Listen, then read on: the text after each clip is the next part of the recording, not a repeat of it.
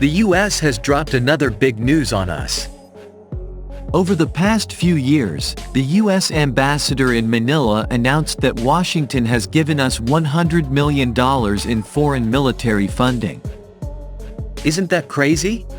This money is meant to boost our military's modernization and defense capabilities. What's exciting is that our military has the freedom to decide how to use this funding. Imagine, $100 million.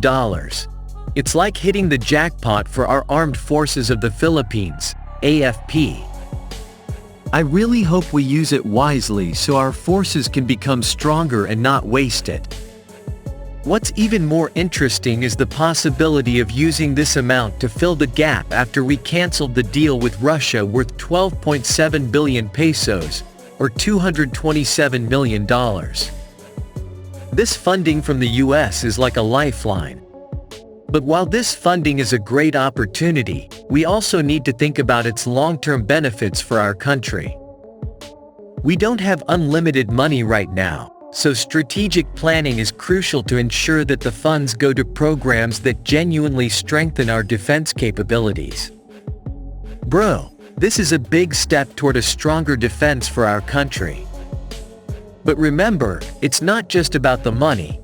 Getting the right equipment and proper management will be key to making our dream a reality. So, let's continue to support the AFP and make sure that this $100 million goes to the right places. Hope all goes well, bro. The Philippines is taking significant steps to bolster its military capabilities, with a particular focus on acquiring heavy-lift Chinook helicopters from the United States. This decision comes in the wake of the country scrapping a 12.7 billion peso, $227.35 million, deal with Russia, a move made to avoid potential sanctions. The plan to pivot toward American military hardware aligns with the broader strategy of modernizing the armed forces of the Philippines, AFP, and strengthening ties with the United States. However, the decision to opt for Chinook helicopters over the previously planned Mi-17 HIP helicopters from Russia comes with some financial considerations. According to defense experts from Max Defense Philippines, the CH-47 Chinook is significantly more expensive per unit compared to the MIL Mi-17. As a result, the Philippine Air Force may only be able to acquire around 4 to 5 Chinooks for the same price as the originally planned 16 Mi-17s. This trade-off highlights the challenges of balancing quality and quantity in military procurement. The Boeing CH-47 Chinook is a proven workhorse in the realm of heavy-lift helicopters. With its twin-engine, tandem-rotor design, it offers exceptional speed and lifting capacity.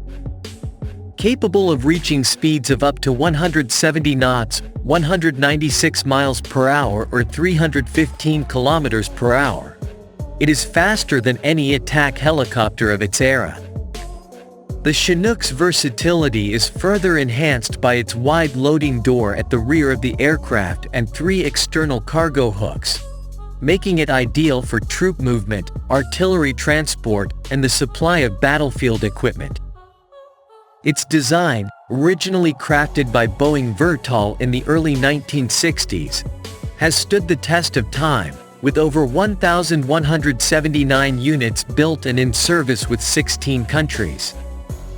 Ambassador Mary Kay Carlson underscored the flexibility the $100 million in U.S. military funding provides to the Philippines, stating that it could be used by the AFP as they see fit.